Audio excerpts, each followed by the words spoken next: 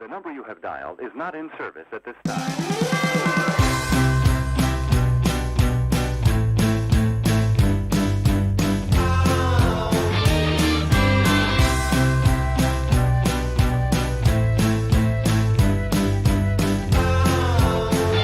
Welcome to Spotlight on the Arts. I'm Patrick Cristiano, your host, the publisher of TheaterLife.com, a website for theater buffs in New York City and the Hamptons. And we cover Broadway and off-Broadway theater, as well as theatrical events and social events here in the Hamptons. And today, my guest at the LTV studio in Wainscott is a really good friend of mine, an actor, Paul Bolger. Paul, Hi, Patrick. Wow, thank you so much for coming. You're welcome. You're welcome. Thanks for having me. It's really cool to have you here. It's great. Thank you. Paul was just in a play. He is in a play, not just in a play. He's in a play on Golden Pond that's playing at the Hampton Theater Company in Quogue. It opened on Thursday, and I saw it on Saturday. It is wonderful, Paul. It's Thank you, Patrick. we just did a show with your director, Yes, Andrew, yes. and we talked about it a bit. Mhm. So thank you for coming to see it. You're welcome. You're welcome. Paul plays the mailman, who's a recurring character. Yes. Charlie is, he's a wonderful, fun character to play and to work on. He's kind-hearted. He's a sweet man. He's very present in the moment in a very simple way. He delivers the mail. He knows things about the people. He's lived on Golden Pond all his life. He's been delivering the mail to this couple for 30 years. He has a crush on their daughter, who has not been around for 8 years. So it's a beautiful story, and it reminds me of, I was thinking of it driving in college, I did Moonface Martin in Anything Goes. And it kind of reminds me of that. It's a fun part to play, so we're having fun with it. It's a great cast, it's great chemistry. And as you know, our acting teacher, Zena Jasper, was the original Chelsea off Broadway. So she coached me, I auditioned, Andrew gave me a call back, I got the part. So we have 2 more weeks to go. We have some stills from, let's just talk about these few stills from the production that we have here. I think we have your, that's your, is it Ethel? That's George and Diana Marbury and George Lazides. It's Ethel and Norman, is it? Norman and Ethel. Mm-hmm. They were wonderful, and they were so. It's a very sweet production. It really is. And as I was saying to Andrew earlier, that it resonated for me even more so the second day at this. I don't know if it's my being at a certain age now, but it seemed to even resonate more than the original production that I saw with James Earl Jones on Broadway. Yeah, that was one of the revivals. Yeah. But we have more pictures. This is, go ahead, George. That's the, towards the end of the play, Chelsea comes back and she's now married. And I am toasting. Her fiance, now husband, has a child, so she will now become the stepmom.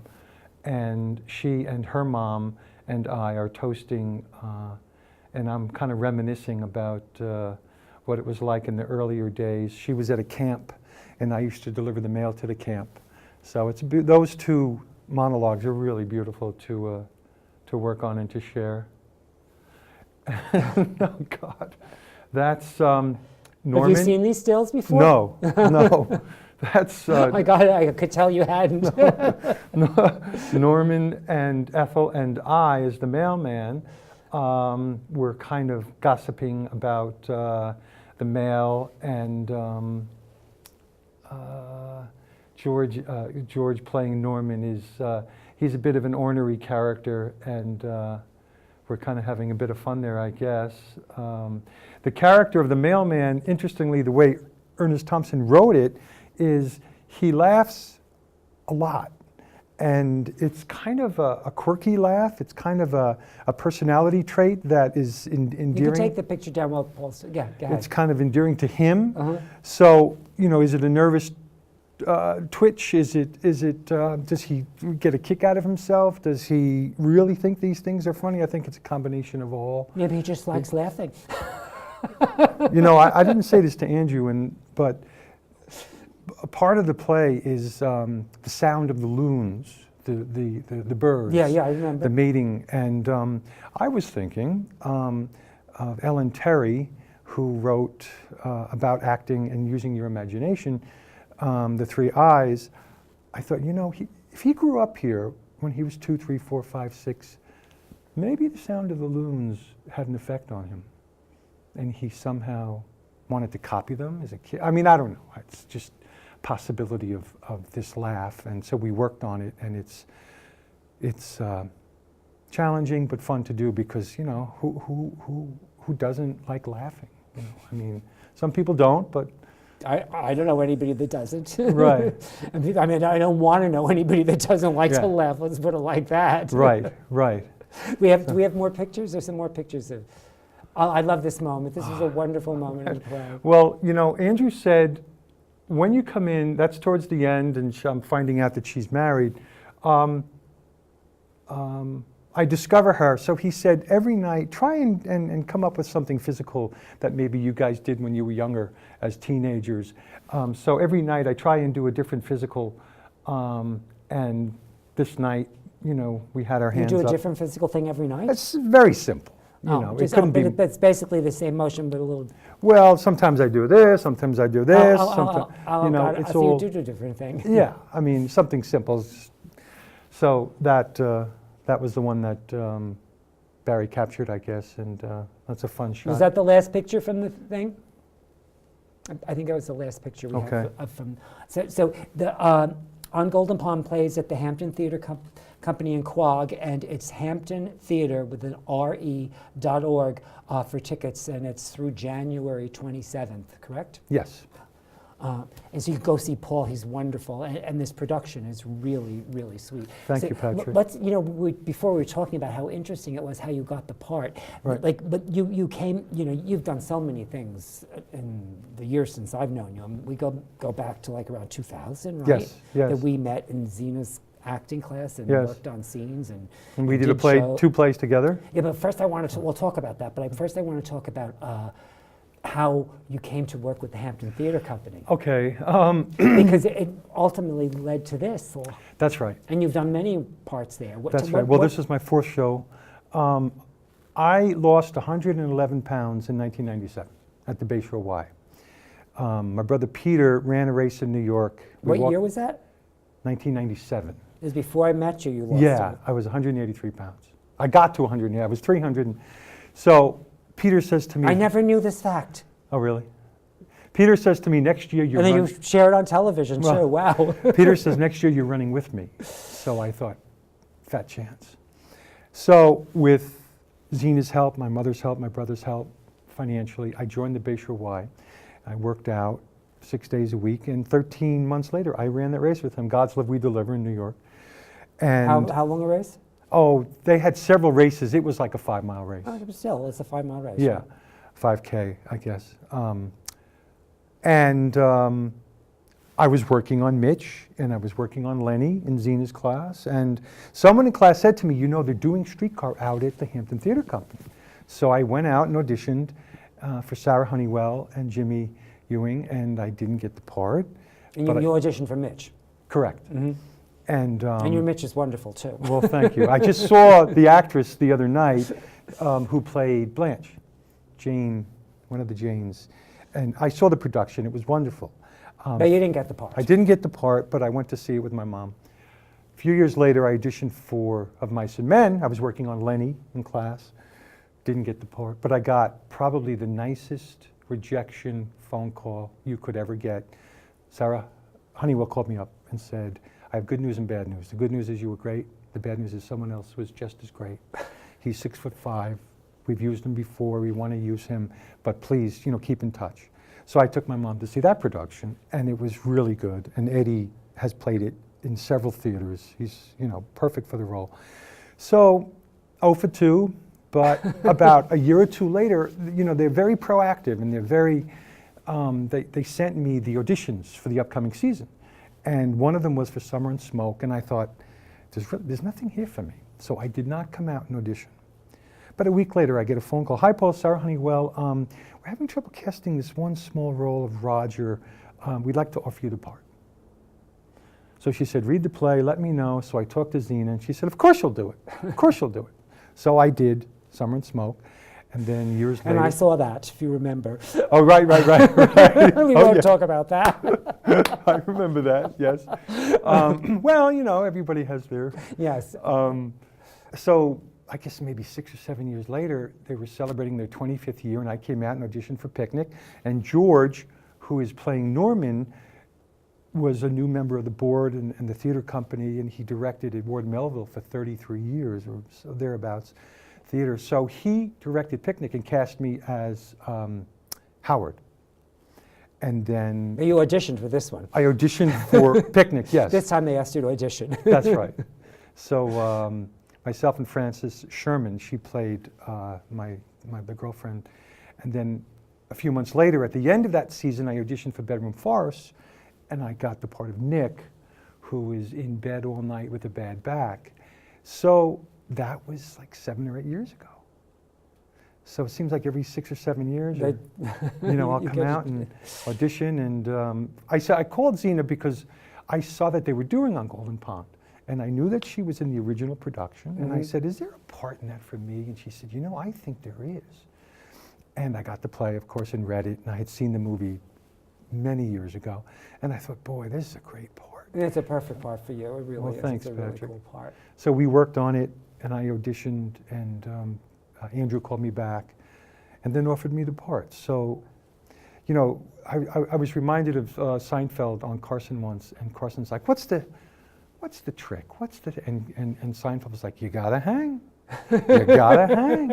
And, I auditioned, didn't get it, and then they offered me something, so you gotta show up, right? That's trite, but it's a big part of it. And you don't give up, because like when you didn't get anything the first 2 times, it didn't keep you from wanting to try to do something there because you liked what was going on. That's right. That's right. No, they do good work. Liked, yeah. They really did and do See, good work. I love to talk about process. Right. So when did you first decide you thought you might want to be an actor, or that this was your calling? I hate to do this, but in first grade at Christ the King School in Comac, we sang, the boys sang on stage, and someone took my picture, or my two friends next to me, and I still have that picture. And I remember when the curtains opened, it's a Catholic grammar school cafeteria, the stage was like 2 steps up, and I looked out and I saw all these smiling faces, and I thought, oh my God. I had this little conversation with myself as we were singing, give me some men who are so-hearted men. So I remember thinking, oh my God, I could do anything up here. I could be anything, I could say anything, I could do, and it's okay because I'm on the stage. And so it was a safe place for you. Yeah.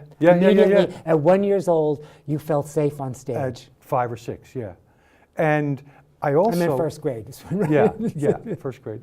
And I remember I was a preemie when I was born. I was like 2.5 pounds. So I was skinny until the age of 21.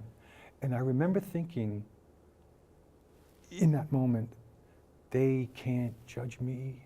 And I said to myself, well, Paul, do you feel judged? You remember this? Yes, it was a conversation. And you had keep going. And you said, Paul? I said to myself, they can't judge me. And I said, well, Paul, do you feel judged? You said this to yourself at 5. Yes. And I said, yeah, it's always little Paul Bolger, little Paul Bolger.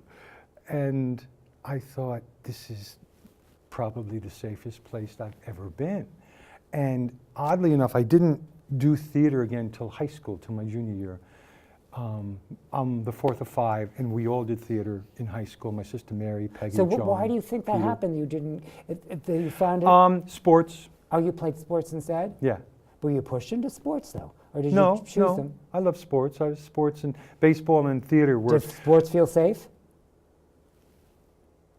Yeah, I worked hard at baseball. It was something I felt good at. And I didn't have that push until high school that I thought, I saw the musicals that my siblings were in high school. And so fast forward, you got in high school, what changed? I saw my sophomore year, my mom and I and Peggy Hayes were sitting in the theater, and we saw a production of Oklahoma. I thought, oh my God, they're having so much fun. I'd do anything to be up there. So that they were having fun. Yeah. And did you remember them in a safe space, or did you not know till you got back on? Well, okay.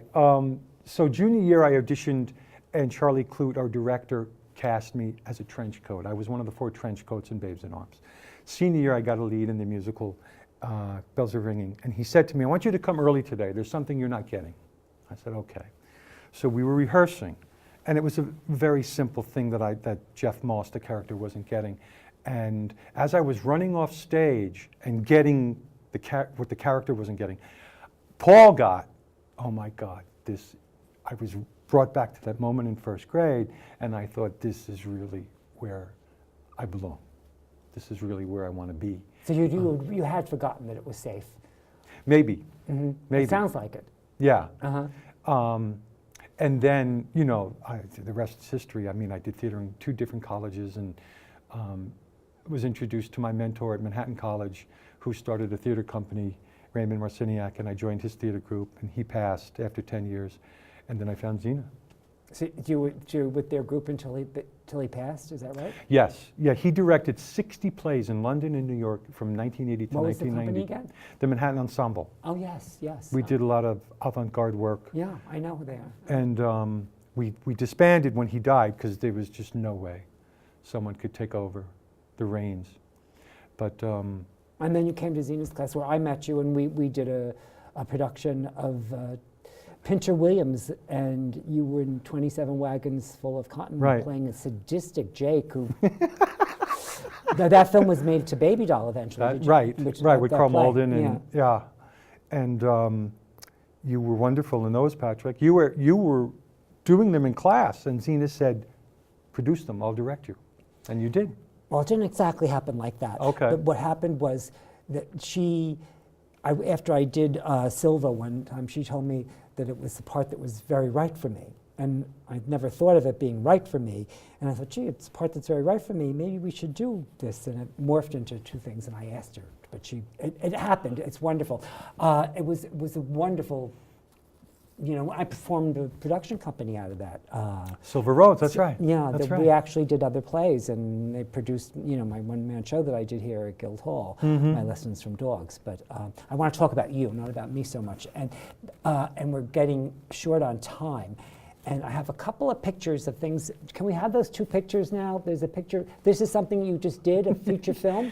Yes. A casting office submitted my headshot to... you look so mean. to Andrea Berloff, who is a writer and directed her first feature. And what's the character?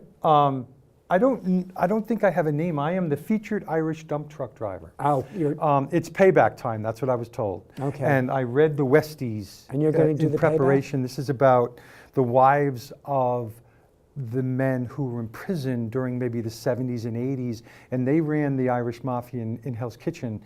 And I think it stars Andrea Berloff, Tiffany Haddish, and Melissa McCarthy.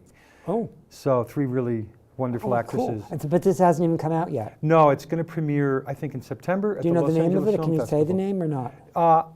It's the Kitchen. The Kitchen. Oh, you said it. So I didn't know about it. I didn't submit for it. I didn't make a phone call, but it just kind of fell into my lap. So I thought, why not? That's terrific. Yeah. Now, but there's something else that didn't fall into your lap that you've been working on for 25 years. It's your Christmas Carol show, right, which I've seen in workshop, in class, and it's wonderful. Right. Paul does a one-man version of the Christmas Carol, and he plays all the parts. And he's wonderful at all. Tell us how that happened and how it came to be. I found a book at the Strand 25 years ago. No, actually 28 years ago. It was 1990, and the illustrations blew me away. Roberto Innocente is an illustrator, and I just thought, I have to get this book. So I bought the book.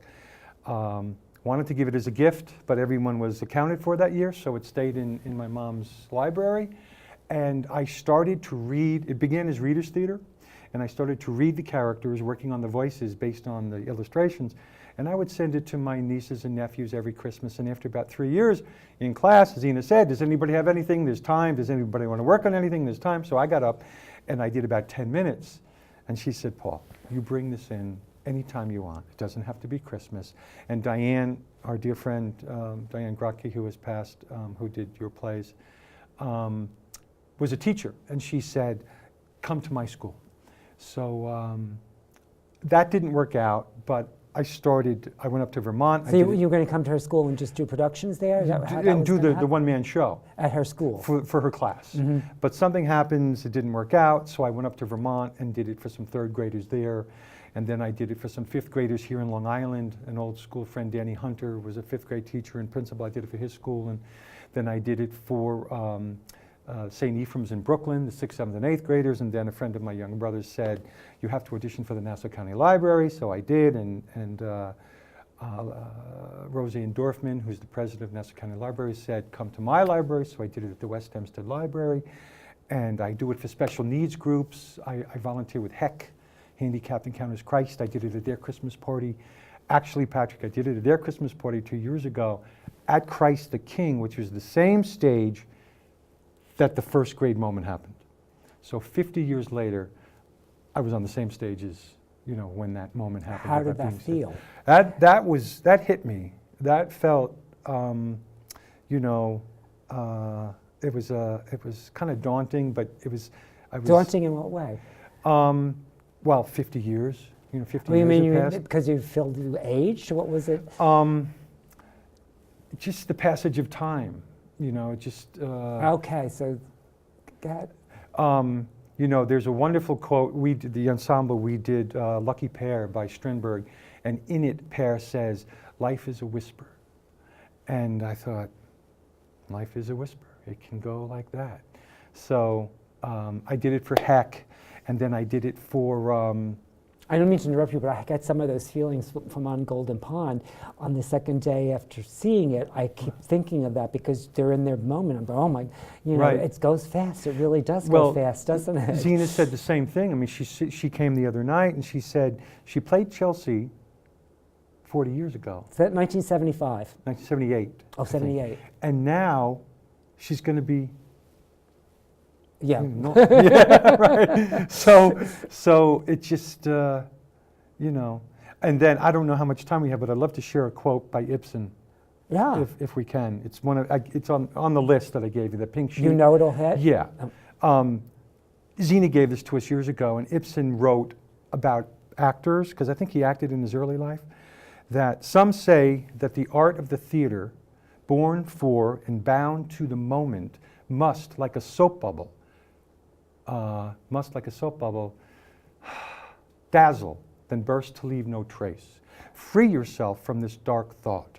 The very fact that your art is a child of fragrance, of the spirit, of a mood, of personality and imagination, and not something of wood and stone, or even a thought fixed in black and white, but a sprite forever, swinging free on beauty's vine. The fact that it lacks tangible form renders it immune to the gnawing of time's worm. And that is what life truly means, to live in memory, to rest in people's minds, free from the mildew and rust of age, and this lot has been granted to you. That's beautiful, long quote. That's beautiful. Thanks. Yeah, Very Ibsen deep. wrote that. Zena gave it to, she was always giving us handouts and things from Stella. She took Stella's script interpretation class in 1980. I took that class too. Did you know that? I remember that. I know it blows my mind that I did that. I still remember, and it still informs how I work because Zena tended to reinforce it in so many ways in her teachings. Right. What Stella taught us. Well, you were busy. You are busy, but Zena did offer 2 script interpretation classes over the past 2 years, which I was happy to attend. And one was on Albee's A Delicate Balance, and one was on Streetcar. Right, I know. Williams. I remember when you guys did that just recently. Yeah, she had so much fun doing it too. Yeah. We just dissected every line, the whole, even the atmosphere and how that all plays a part. And to the point where if you know what's going on with your character throughout the piece, you can never get lost. You can always come back to that place. As long as you know what your character's doing and what he wants. That's right. Yeah. Now, are you going to do the Christmas Carol again this year? I would love to. I'm learning. I always did it through friends. I never really asked to get paid. I just was, word of Just mouth. happened. And I'm learning in New York City, for the Department of Education, you need a vendor's license. So I'm working on that. It's not that difficult to get. Did you do it this past Christmas? I did not. Yeah, so this is the first Christmas you didn't do it? In a long time, right.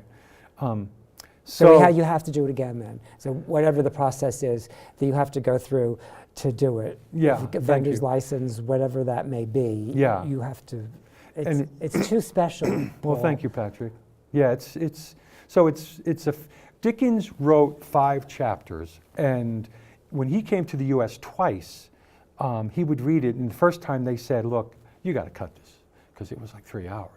So I've edited each chapter to 10 minutes, so it's basically a 50-minute piece. Oh, so you do it in under an hour. How wonderful. Yeah. Would you call it Paul Bolger's Christmas Carol? I guess I could. Or Paul Bolger in the Christmas Carol, playing all the characters? Yeah. I finally, my brother Peter's helped me kind of stage manage. I added some production value finally. So I have some songs, I have some sound effects, I have some costume. So it's become more of a show, but for many, many years it was just me doing the voices and the characters. So we'll see. I mean, the Nassau County Library System, Elizabeth Dorfman said to me, when we use talent, you have to wait another 3 years. Okay. So, Another 3 years. so I have 2 more years Till to you're a go. really big hit. But in the Right. meantime, you have a film coming out Right. that you have a small part in that's Right. terrific. And you're until January 27th, you're at the Hampton Theater Company in Quogue Yes. in this wonderful production. By Charlie the Mailman. This wonderful you, production of Patrick. On Golden Pond. So everybody go out to Quogue and see Paul in On Golden Pond, and you'll have a great experience. It's a wonderful evening. Paul, Thanks, thank you so much for coming. You're welcome, Patrick. Thanks for having me. It was really fun having Thank you you. here. God bless. Thank you so much.